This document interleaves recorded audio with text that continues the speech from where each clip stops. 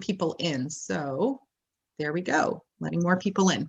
So hi, everybody. My name is Jenna Nylo. I am the Director of Marketing and Outreach with Illinois Digital Educators Alliance. Thanks so much for joining us here today. We have this unique opportunity this month to invite some of our IDEAcon speakers to join us for these free Wednesday webinars. So Lisa is one of the speakers. She will be presenting at IDEAcon next month. And she has graciously offered to actually provide a presentation that she's not presenting at IDEAcon. So this is a bonus one that we are offering up. And Lisa today is going to be talking about engaging all learners with UDL and EdTech Fusion. So in a minute, I'm going to turn things over to Lisa. But before I do so, just a few quick housekeeping items. Number one, if you want to, please keep yourself muted throughout the presentation. That would be great. We do, however, welcome interaction, and we encourage it, we want it. So definitely, if you have questions, comments, the whole shebang, please go ahead and put that in the chat in Zoom. So that's that little chat bubble at the bottom of the at the bottom of your screen. So if you hover to the bottom, you'll see that chat bubble, and please go ahead and use that chat bubble. I will be monitoring it for Lisa and occasionally interrupting her to make sure that we get some of those questions answered for you. Second thing is, if you keep your camera off, up to you, but this way Lisa gets the spotlight, and then if your kid's running around in the back, which mine will inevitably do, asking for what they should eat, it'll just kind of keep them off your screen. So again, up to you. You don't have to turn it off, but it's just something we kind of got used to doing. And then last but not least, if you're looking for PDH, you do get a PDH today for attending live. At the end of today's session, I will put that information with the PDH link into that same chat. So again, we do require live attendance. ISB requires live attendance. So I will put that link into the chat. I'll let you know when I put it into the chat, so you can go ahead and look for that. And if you click it, you just fill in some information. There's a little Google form back and forth. You'll get your certificate of completion, so that you can put that into your renewal certificate. And I think that's it. Oh, I am recording. I did hit record. So we are recording this session, and I will send you an email tomorrow, everybody who registered for the session, with a copy of the recording. It'll also be posted on our website. I'll tell you later where, but definitely you'll get that in an email. So a copy of the recording, a copy of the chat file. I will go through the chat file and link everything that was linked in there. So you'll have that information in the email as well. And then finally, I will give you again a copy of the slide deck so that you've got that as well. So that will come in an email tomorrow afternoon. So just keep an eye out for that. Other than that, without further ado, I'm going to zip it. I'm going to mute myself and turn myself off. And then Lisa, thanks so much for joining us today. We really appreciate it. We are thankful for this opportunity, as I'm sure everybody else is. So thanks. It's all you. Thank you. I know now I need to, this is the problem. I have so many tabs open and so many screens, and I was just notified that you're no longer looking at my presentation. Yes, we're not. Okay, so give me a second and let me relocate it. I was on a Zoom call. No, I was on a Google Meet earlier today, and my computer just decided to shut every screen on my computer in the middle of my call as I was presenting. I was like this, and then they were still talking to me, yet I couldn't even see that I had a screen open. So who knows? Okay, so is this better? Yep, we can see it. You're good. Slides. Thank you, Mr. Mellon. And I'm going to be clicking on a lot of things over the next hour. So if I click on the wrong thing and you're back to not looking at my slides, you can let me know in the chat or unmute your mic and just let me know. Okay, welcome everyone. Thank you so much for coming. I know after a long day of teaching and a long day of looking at screens, it is super hard to muster up the energy to spend another hour looking at a screen. So I really, truly appreciate you all being here. And a little bit about me. This is my family. I have two teenage boys. One is a junior in high school and one is an 8th grader. I have a crazy dog, and I included this picture here of my husband and I doing the Tough Mudder. I'm not sure if you know what that is, but it's kind of a crazy obstacle race over many miles, and you do crazy things. There's a lot of mud and barbed wire and electric fences and things going on. And I really love this picture. There was a photographer on the course who just happened to catch this moment. And you can see from our faces that my husband and I did not have the same experience as we were doing the event. But at the end, I really, really felt proud, and I felt like I accomplished something. And it occurred to me that this is similar to what we ask our students to do. When we have students who are struggling, we often ask them to do things that are hard, that make them uncomfortable, that make them cringe. And our goal is to help get them on the other side and really feel proud and accomplished. So this is my 25th year as an educator. For the first 19 years, I was a full-time special education teacher, and I worked with a whole array of students. In the last 5 or 6 years, I worked with a small group of students that had really significant needs. And it was about the time that technology in education was really starting to take off.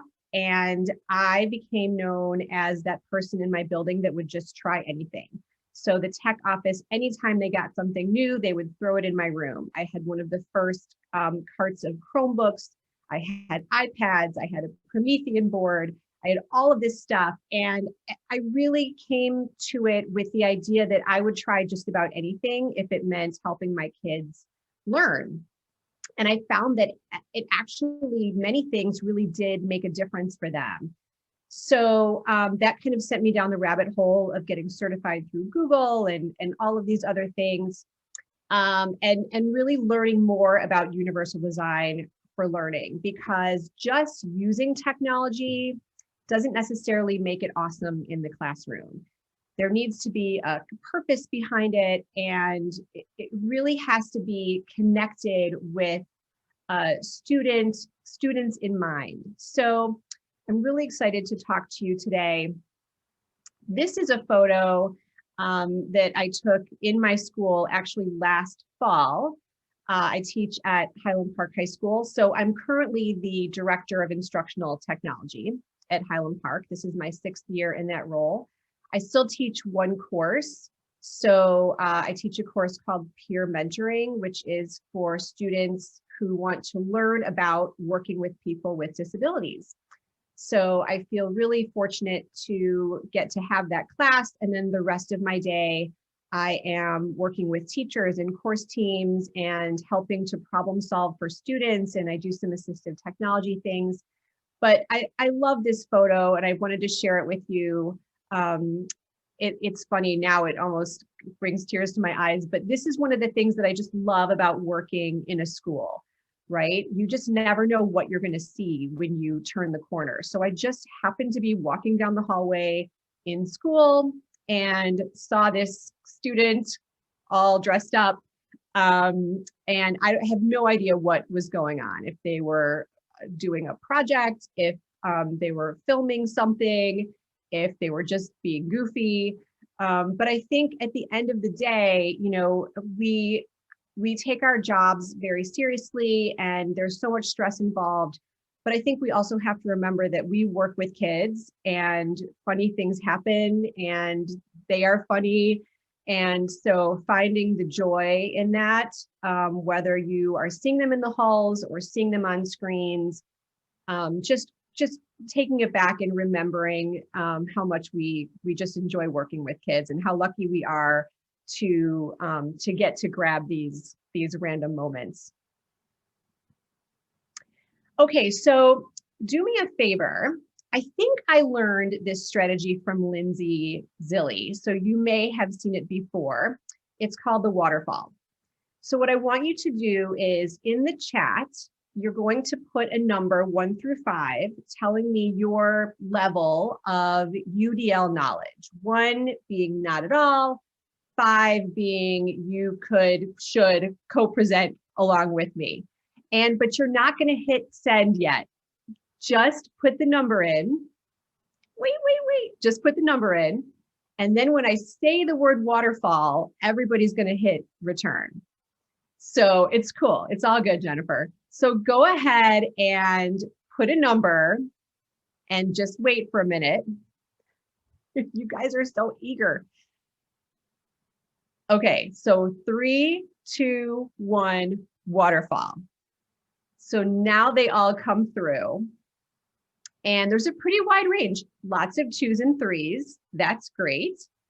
I love this strategy for this kind of format. This really works with my students who struggle with attention and focus, especially when they're spending so much time looking on screens and there's so much going on in the chat. And so if they know they have to wait for the word, and then they all come through, it really helps them kind of snap back into focus. Also, for those kids who kind of wait and see what everybody else put, that kind of eliminates that. So everybody's answer comes through at once, and it's a great strategy. So something that you can give a try with your students.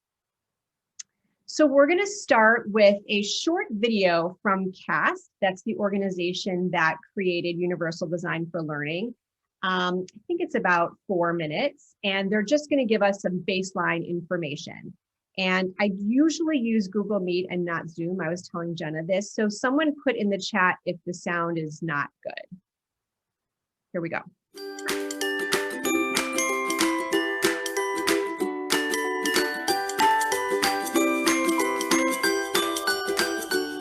So let's say you're a teacher who needs to reach a curriculum goal, and you've got a diverse group of students.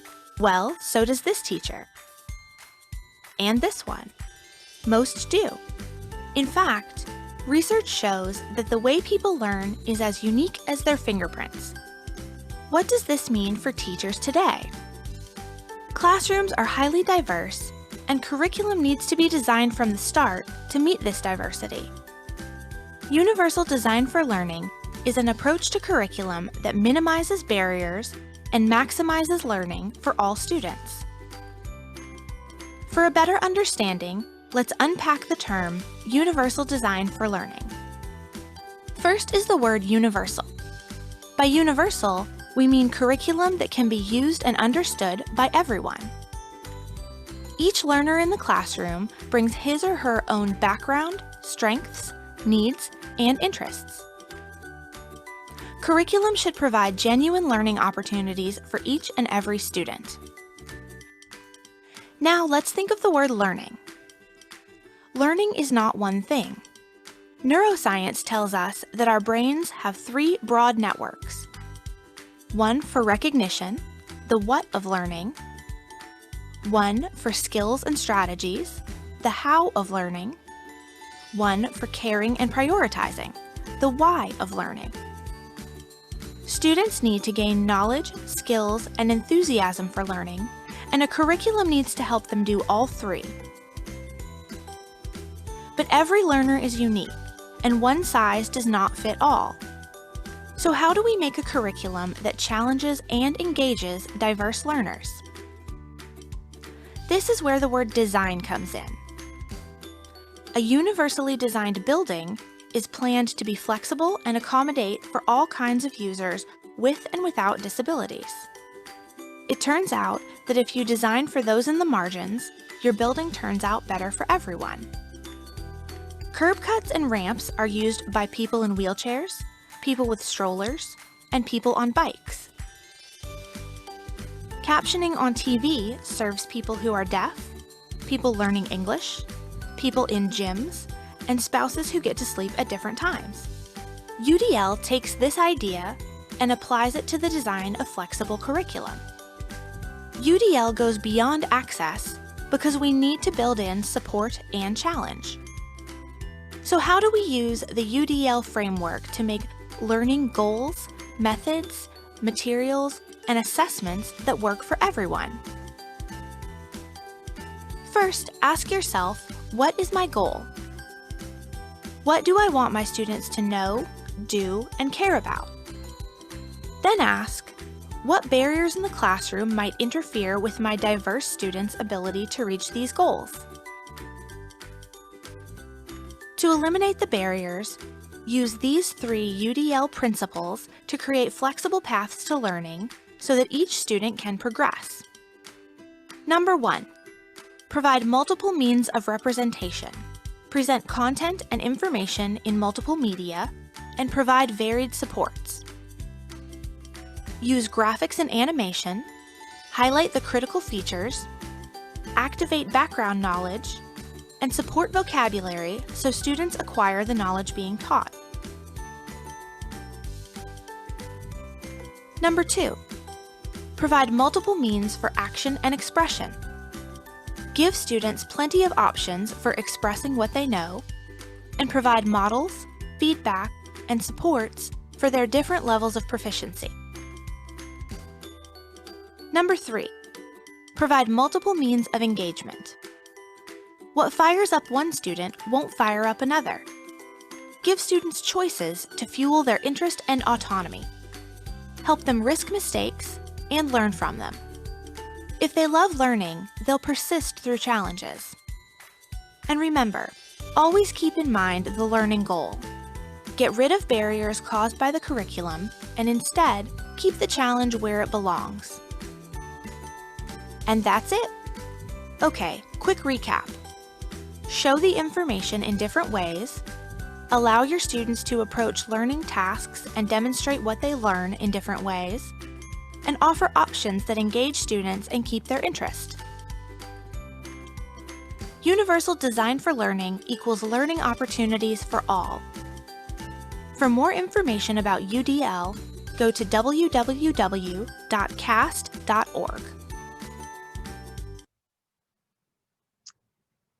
Okay, so we're going to spend the first part of our time together understanding UDL, and then I'm going to give you lots and lots of EdTech ideas and examples and tools. So think about, I'm not sure if any of you have seen the TED Talk by Todd Rose called Myth of the Average. I actually just got his book. I'm like, I usually read on an iPad, but I'm kind of wanting like a actual book these days. So if you haven't, I definitely recommend that you check it out. It's called Myth of the Average. And in it, he talks about fighter pilots and how the Air Force was having performance issues.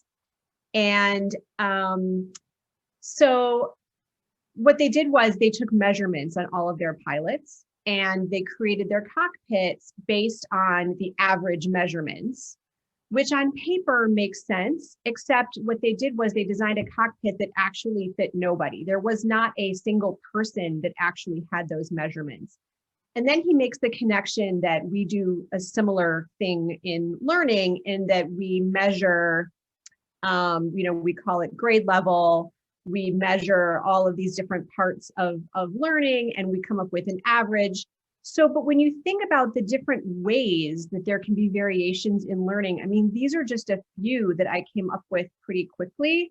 So everything from ability to attend, to reading level, to how curious a student is, definitely like there's a lot of way, learning is complex. There's a lot of ways that we can measure learning.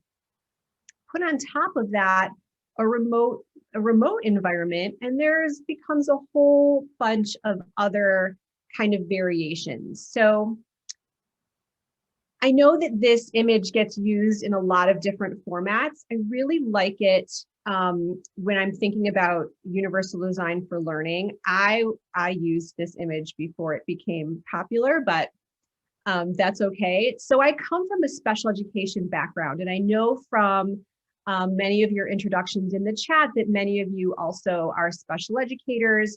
If you're not, then you no doubt have students in your classroom either with IEPs and 504 plans, or that are just plain struggling, whether they've been diagnosed or not. And in the special ed lens, we come to it from a deficit model. So we look at the student, we say, what's wrong? And how do we give them a boost, right? So in this image, we see that there is one child who is too short. And so we give them another box. We make them a little bit taller. But in Universal Design for Learning, it's about removing the barriers. It's not about fixing the child. And so you can see here that by changing the fence, it really opens things up for that child can still be short and can still have access. And who knows who else could possibly benefit from changing the fence. So think about that as we kind of go along. And I think it helps to think about, as we're going through our time here together, think about your own students. Usually I have like one or two that stick in my head that are really struggling, that I can't quite unlock what's going on with them. So think about those kids as we go along here. So the UDL framework has these 3 networks, really basic. So we're talking about the affective network. That's like what gets kids really excited, what motivates them. I always think about that one kid who sits in the room and goes like, why do I have to know this? Why do I ever have to know this? Who cares? That's the affective network. The recognition network talks about how students take in information. So you have something that they need to learn. How are they going to get that information? And then the strategic network really focuses on students showing us what they know and how they're able to do that. So this is from the CAST website. The Universal Design for Learning framework is on there and does a nice job of explaining how it all works.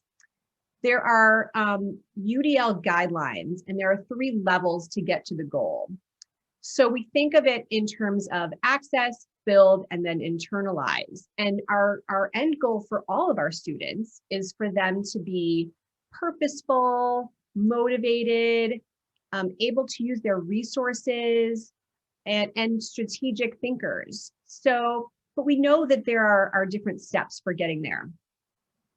Okay, so in the classroom, right, which can look a lot of different ways, I really like this graphic because it shows the kind of circular nature of Universal Design for Learning. And we know that we're never really done, but at the core, you really have to know your students. You have to know them so well. And we know that over time, we get to know them better. So thinking about, okay, I have these students in my class. I know what my goal is. I know what I want them to know, understand, and do. Then the key is figuring out what those barriers are. What are the fences for them? Looking for some universal supports, using the UDL guidelines, give it a try, and then guess what? Now you have more information about those students. So it really does go in this circular motion. So I'm going to skip this part. I had a Paradox slide for us, but I want to make sure that we are able to get to everything, and we are going to talk about Paradox later, I promise. So I'm not allowed to show you pictures or videos of my students, but I thought this was a pretty good analogy for kind of making the connection for UDL. So stick with me here for a minute. I don't know if any of you are familiar with agility dog competition, but this is a short video clip of an agility dog named Sunday.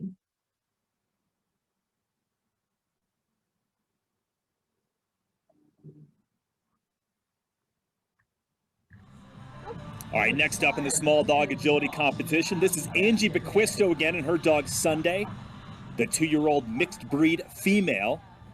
An excellent first round time of 33.27. Perfect run, 0 faults on that first round. We'll see if they can speed it up and improve upon that here in run 2. Looking great so far, nailing the weave pole section, excellent there. Section 2 of the weave poles, they hit that, through the tunnel they go. Wow, super quick.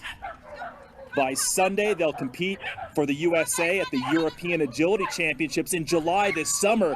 But look at this, in their first ever Purina Pro Plan Incredible Dog Challenge, run number 2 also clean. This one, 32.07, and they are the Eastern Regional Champions and will head to the National Championship Finals. Okay, so think about what it would be to teach/train that dog. And now here is another agility dog. This is Zeus. You rock the house, Susan. Oh, I didn't hear you say that.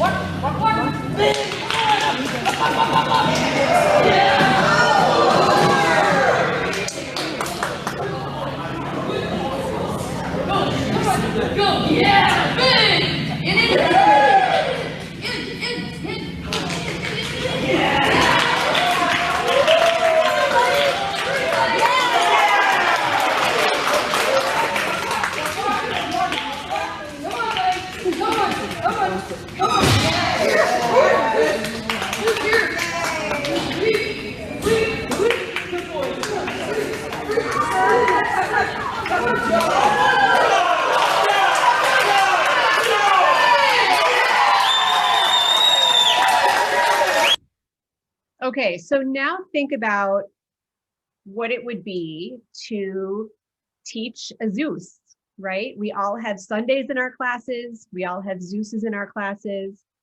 What motivates one is going to be different than what motivates another.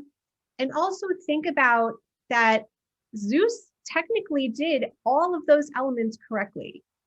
He just did them on his own time. So as we're going through and thinking about how UDL works, I think thinking about the Sundays and the Zeuses really kind of helps. It helps in my own head, kind of figuring that out. And then there's this idea that when we design for the edges, everyone benefits. So like they said in the video, I love the example with using subtitles. Obviously helps people who have hearing impairments, but also for people who are working out or people who go to bed at different times. So those are all kind of elements that we incorporate.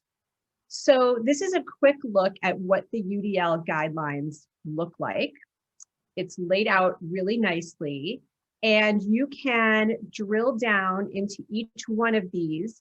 They even have a blank template, so you can write in your own, or you can use the ones that they have, and you can see at a very granular level what each of these things means. And I think their explanations are really great, and they give really specific things. So for example, they say here, allowing learners to participate in the design of classroom activities. Like they give really nice suggestions and things that you know if they will work for your class or not.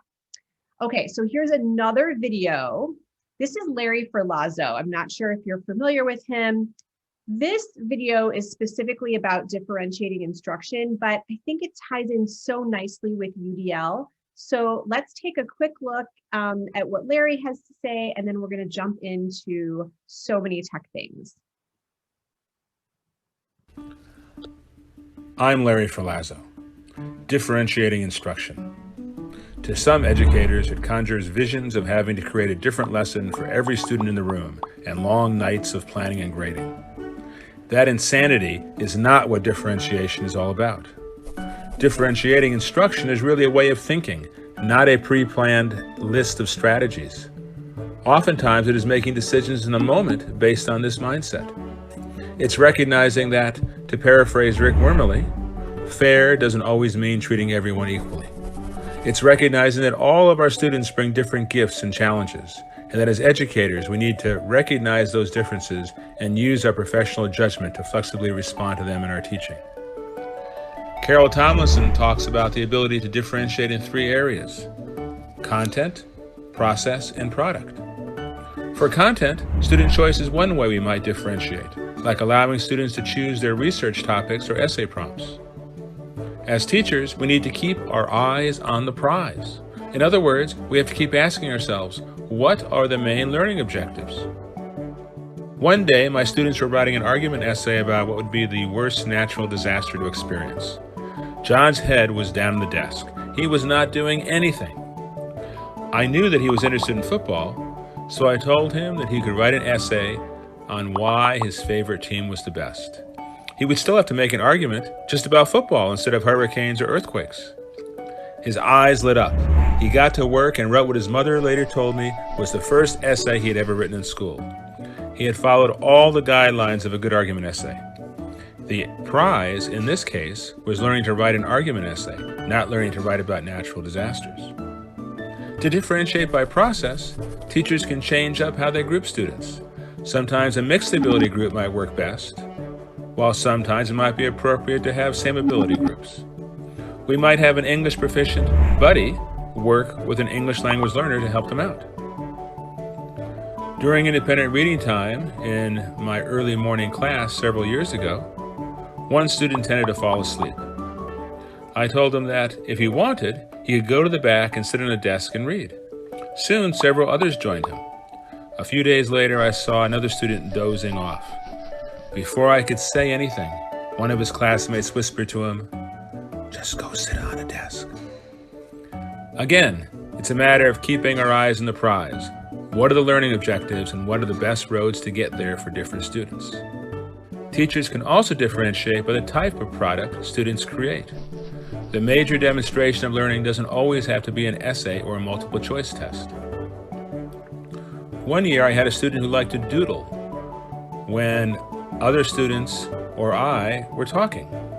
I told her it was okay as long as she was doodling about the information we were discussing. She built on those doodles to create a final project that brilliantly and visually represented all the key points we had covered. When I give tests, I often give students an extra blank page where they can write anything else they remember about the topic being tested that they think is important. I often find the quality of thinking and writing better there than in response to my test questions.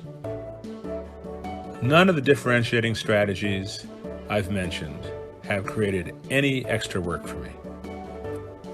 They did require that I had relationships with my students to know their strengths, challenges, and interests. And I needed to demonstrate flexibility in my thinking.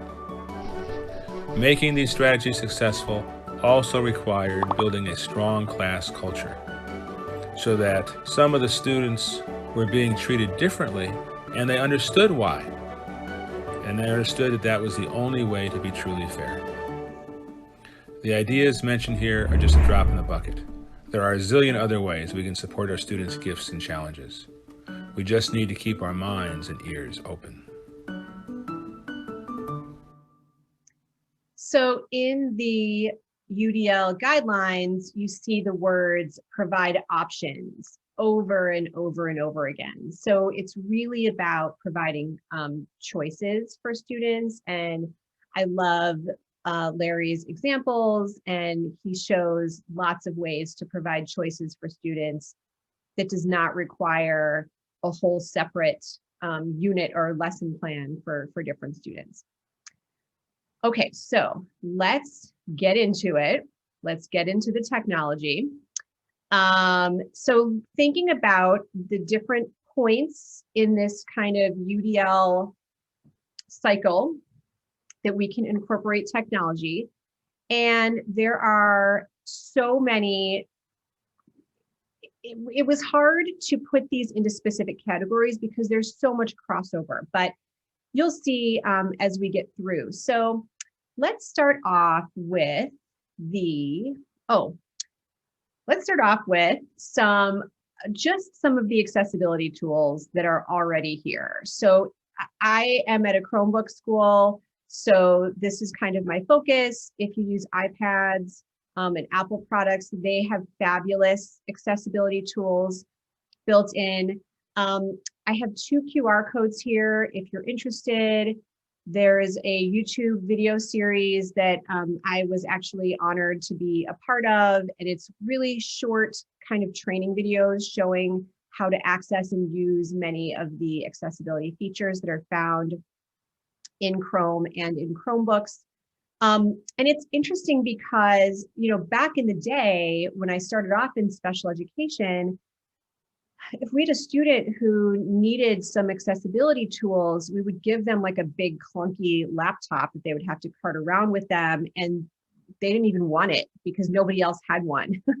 So now with everyone having a device, it really empowers our students. And I think sometimes we just have to point out to them that they have these options. So there are built-in screen readers. If you need things read to you, you can have them read to you. You can magnify your screen. You can create a focused or a highlighted mouse cursor. So, you know, when I show this to the students that I'm working with, oftentimes they're like, oh, you know, whether you have a visual impairment or not, oftentimes having things read to you can just help if you're feeling sluggish, if you're having trouble focusing, paying attention. So sometimes it's just an awareness and knowing that these tools are here and that they're allowed to use them. Okay, so the affective network is where we are talking about what lights a fire under students, what gets them excited. It is also where we talk about how they manage themselves. So these are just some general ideas. Using things like authentic audience really can make a difference for students. And I would argue that without the affective network, the other two kind of don't matter. This is my own personal opinion, but if you can't get students engaged, then they're really not going to, like the other things that you provide them in the other networks they're not going to matter. So let's start off with talking about talking about podcasting and Soundtrap. And as I'm going through these, if you use some of these and have suggestions, please go ahead and throw them in the chat. We have a nice number of people here, and I think that we can almost use the chat as a back channel and go ahead and share our ideas. So if you're not familiar with Soundtrap is, they have both a mobile app and also a web interface. And this allows you to record audio. So my older son is actually in the band, and all of their concerts right now are remote, and they are using Soundtrap. Each student records their part and then they stitch it together, and amazingly, it actually sounds like a band. But the way I am using Soundtrap is for interviews and podcasts. So think about if you have a student who is not loving reading and they're spending a lot of time, you know, looking at screens, maybe switch it up and have them listen to a podcast or create a podcast. This can be a great tool for getting students excited. I worked with a group of our Spanish teachers, our honors level Spanish, and the students each got to choose a topic, and they recorded interviews in Spanish on their topic in Soundtrap.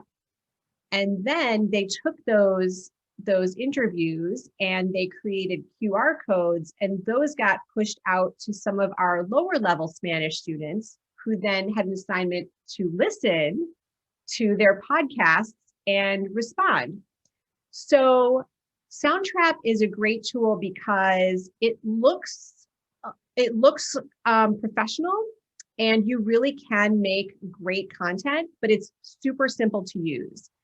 I'm sure that there is a paid version, but we use the free version, and it's terrific. It also allows for students to collaborate. So if you want groups to be working on the same project, you can have 2 or 3 students on the same Soundtrap. I have an example here. Let's see if I can do this without messing up my screen share.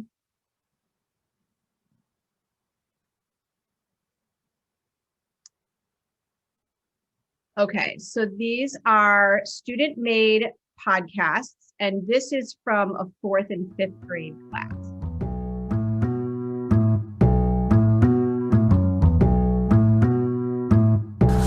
Hello, my name is Mason, and I have a question for you. Do you know how robots work?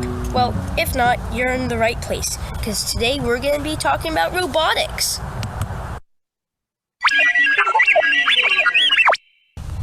So the reason I picked robotics is both because I love robotics and I'm very creative, and there's no better way to use your creativity than on robots. Okay, so you get the idea. All of those little sound effects are already in Soundtrap. So I did a podcast project with a class, and Soundtrap has a podcast template that is already made for you. So I highly recommend you give Soundtrap a try. It's a really great motivating tool to use for students. Okay, next we have Adobe Spark, and Adobe Spark is kind of a 3-in-1 tool. Again, we use the free version. They have a video creation tool that is super simple, drag and drop. They also have templates. You can use Adobe Spark to make visual effects. So if you wanted students to make like a social media post, you could use Adobe Spark for that. But what I love the most is their web stories. So it's really just a website, but as you scroll through, the content kind of animates. And again, they're made really set up for you. You just need to put your content in. So this is great for, again, that authentic audience. Students can create something that they feel proud of and share it, and then get feedback, and they can share it with more than just their teacher. Okay, who's using Great Big Story? I hope you are. I love this tool. So Great Big Story, so I want to say it was created by some folks at CNN. You can correct me if I'm wrong, but I'm pretty sure that is correct. And what I love about Great Big Story is it has short videos and stories, and they are all super, super engaging, and they all have a positive bent to them. So especially nowadays, when I don't really want to just turn my students loose on the news and on current events, Great Big Story has real stories, real events, but they all have like what I call a happy ending. So there's stories of perseverance, there's stories of people who overcame obstacles. I mean, look at this, living on the most crowded island on Earth. Like, who doesn't want to watch that video and find out about that island? That's amazing. And then there's another one here, this video that shows, people through the Black Lives Matter movement who have really paved the way for a lot of our students to be able to dream big. So Great Big Story, if it's not in your toolkit, definitely, you got to add it. Okay, next let's talk about Goose Chase. Oh my gosh, I just looked at the time. Okay, so Goose Chase is a scavenger hunt app. You do need a mobile device in order to use it. So you create your game on your computer, and then all of your players, all of your students, download the free app, you give them the game code, and they complete missions by either taking pictures or submitting tests. Our PE department used this last year. In the spring, we had a week of wellness. We called it a WOW week. And you can actually schedule missions to be sent. So each day, new missions appeared. And it was things like take a picture of a healthy breakfast, or we had one that was like write a haiku about your favorite exercise. So Goose Chase is super fun. There's a leaderboard, they get points. It's a really super engaging tool. Okay, Google Keep is a free part of G Suite. I feel like it's a lesser known Google product, and it's amazing. At its core, it's really just digital sticky notes, but they can be shared with others. So like Google Docs, you can share them. You can create lists. You can then cross things off your list. Anything that is digital can go on a Google Keep note, and it syncs across your devices. So like this, for example, is an image of my personal Google Keep, and my husband and I have our grocery list. So I add things to it, he adds things to it. So Google Keep is a great project organizer, project manager. And just remember, with the Affective Network, students have to know their why. When the why is clear, the how becomes easy. Okay, so the recognition network has to do with how students take in information.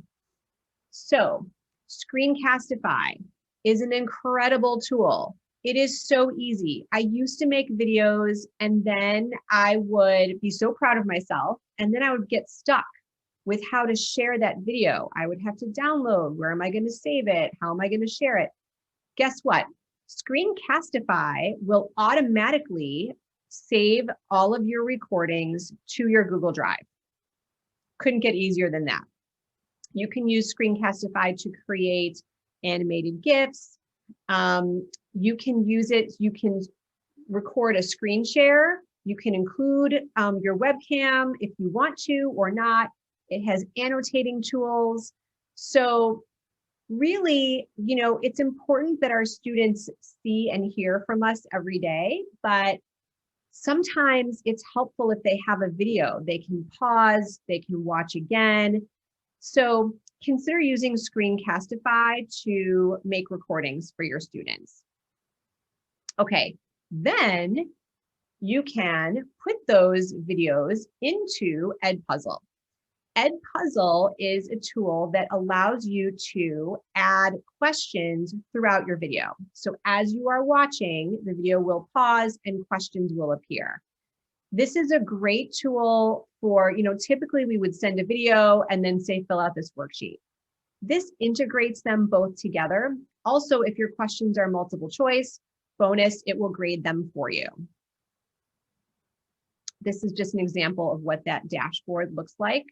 With my own students, I can see how long they spent on each video, and I can see their scores. So Read Write for Google is another great tool. That the free version is a screen reader. So actually, it's not a screen reader. It is a text-to-speech tool. So it will read, and what's nice is, since it's not a screen reader, students can choose what it reads to them. In this image, I actually have the premium version up, and Text Help does provide the premium version for free for teachers. So if you want to check it out, I definitely recommend it. There are great tools built in within Google Read Write. So ThingLink is kind of an oldie but goodie, But this is a great way when you're thinking about offering options for how students can take in information. An interactive image is a great idea. So when you're in ThingLink, all of those little dots, if you hover or click on them, other things will pop up. So you can create, you can put in videos, you can put in just some text, you can put in a link to a website. So instead of just talking about the parts of the cell, you could just share this with your students and have them explore at their own pace. And I love this one. This came off the ThingLink website. I did not create it, but it's 110 women composers, and it has links to all of their music in YouTube.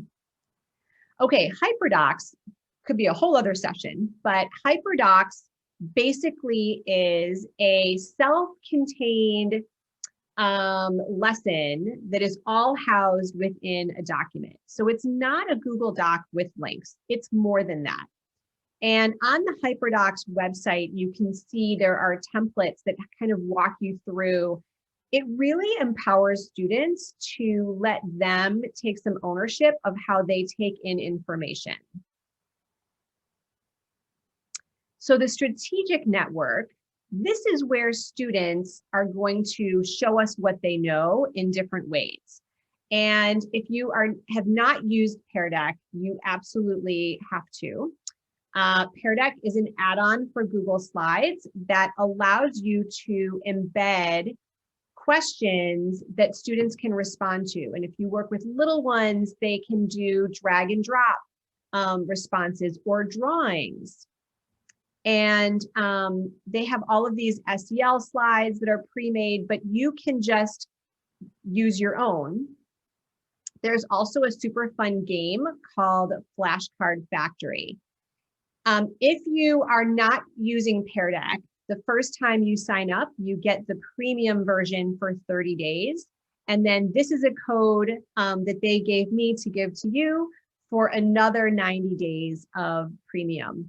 The free version is really good. The premium version has a couple of extra bells and whistles, and it's one of those things, once you get used to using them, you kind of want them forever. So give it a try. Okay, Flipgrid is another tool that allows for students to express and show what they know without necessarily typing or writing, but they can respond in a video.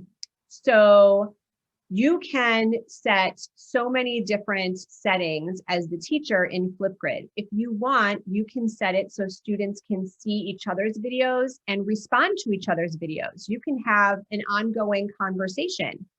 Or you can also set it so that only you see what the student has to say. So there are a lot of different ways that you can adjust your Flipgrid. I use Flipgrid all the time, especially now. I think being on a Zoom call with my class is tricky, and I don't always hear from everyone, but when I give them a Flipgrid for an assignment, then they all respond. They also have this neat feature called a Grid Pals. So you can register and it will show you Flipgrid educators all over the world, and you can connect with another class. So if you're reading a book and say you're a 5th grade teacher, you're reading a specific book, you might find another 5th grade class in England that's reading the same book, and you can actually create a Flipgrid that you share together. And they also have these great pre-made topics. Okay, I'm running out of time. Equatio is Text Helps products that's for math. And I work with a student who is blind and takes calculus and could not do it without Equatio. It takes speech to text and also text to speech. So you can say complicated math equations and it will write them for you. Canva is my go-to tool for creating infographics. Sometimes instead of writing an essay, I'll have my students create an infographic, and it really does a nice job of giving me a sense of their understanding of the topic that I want them to talk about or write about. Okay, Synth is another one of my favorite new tools. Synth is kind of like Flipgrid, but for podcasting. So teeny tiny bites. You can pose a question to your students. They each have, I think it's 230 seconds to respond, and then you can stitch them together and your class has created your own podcast. This is to remind you that it doesn't have to all be technology. This is my younger son's model of a cell that he was very proud of. He made it out of cake and then took a picture of it and submitted it. Okay, so remember, in Universal Design for Learning, it is all about offering choices. However, too many choices can be totally paralyzing. So I usually try to stick to 2 or 3 options for students and try not to overwhelm them. Sometimes I work with teachers that say, oh yeah, I gave them choices. I told them they could do whatever they wanted. And it's like, no, that actually makes it harder for them. Also, I think as teachers, we need to just be mindful of that we're making forward movement.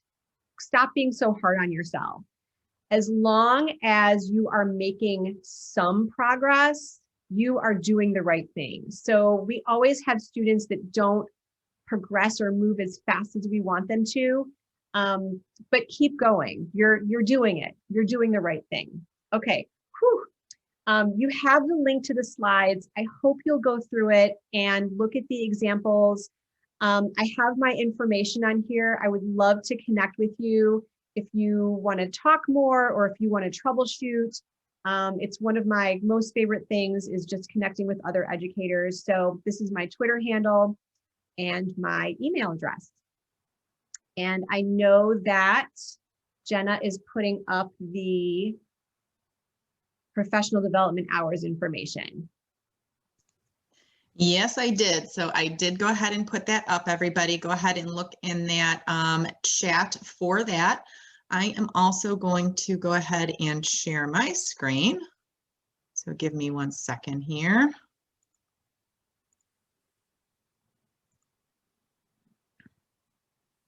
Okay, so thank you so much, Lisa. That was a ton of information. You need to take a breath and a big old drink of water. That was awesome. And I definitely think that everybody will be reviewing that slide deck to go back through that. So thank you so much. Everybody, just wanted to tell you about our upcoming webinars coming up the next few weeks. Next Tuesday, we have our best practices for culturally relevant teaching. So please, they're in the link or in the chat that I put in with the PDH link. There's also a link to our calendar. Any of the events that I'm going to mention now, you can go ahead, go to the calendar, and then you can register for everything there. And then there's also a link in there to our Wednesday webinar page of our website. And that's where all of our webinars get posted. So you'll find this one there tomorrow. You can definitely review it. You can share it with friends. As I said, you'll also get it emailed to you. But I bring up the Wednesday webinar pages because we do these every week. And so there's been some awesome ones that perhaps you've missed, and you can certainly go back and check those out as well. So again, next Wednesday is culturally relevant teaching. After that, we are going back to one of our IDEAcon speakers, and this is Carrie Moulton talking about Google Slides. So please be here for that. We also have an opportunity, we've got 2 more opportunities this month to do some workshops with some of our featured thought leaders for IDEAcon. So if you're coming to IDEAcon next month, then these workshops are part of your registration already. We just need you to register for these so that you get the access, the Zoom access to these, but it is it's included, so it's free if you're coming to the conference. If you're not coming to the conference, we still want you to have the ability to hear from some of these speakers. So you can register for these workshops for a nominal fee, $25, and we would love to see you there. So we've got digital storytelling with Jennifer Casa-Todd. And then the following one is with D-Linear, and it's Solve in Time Rapid Prototyping. So definitely please check those out. And then as you've heard, IDEAcon is coming up this February.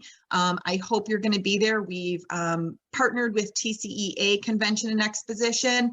So we've broadened everybody's network by bringing all of our friends from Texas to join us. And we're going to be heading out to meet our friends in Texas. Of course, everything's virtual, so we can do that without actually traveling. So great opportunities for everybody. Please go ahead and register for that too if you haven't done so.